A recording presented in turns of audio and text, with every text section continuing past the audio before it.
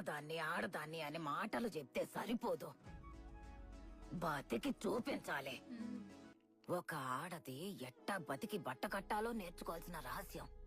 రోజు సంపాదించిన దుడ్డు ఖర్చులకు పోను 5-10 అని రొంచెమైనా జమ చేసి పెట్టినావంటే ఒక రోజు ఊహించని విధంగా ఏదో ఒకటి జరిగి ఉత్తి చేతులతో నిల్చోవలసి వచ్చినప్పుడు అన్ని రోజులు కష్టపడి ఒక్కో పైసా కూడబెట్టుకున్నదంతా ఎవ్వరి సహాయం కోసం ఎదురు చూడకుండా మనకు ఉపయోగపడతాది. ఒక మనిషి సంతోషంగా ఉండడానికి దుడ్డు కావాలో లేదో నాకు తెలీదు, కానీ మర్యాదగా ఉండడానికి దుడ్డు కావాల్సిందే. జీవితంలో బతకడానికి ఎవరైనా దుడ్డు అవసరం లేదు అని చెప్పినారంటే వాళ్ళకి దుడ్డు సమస్య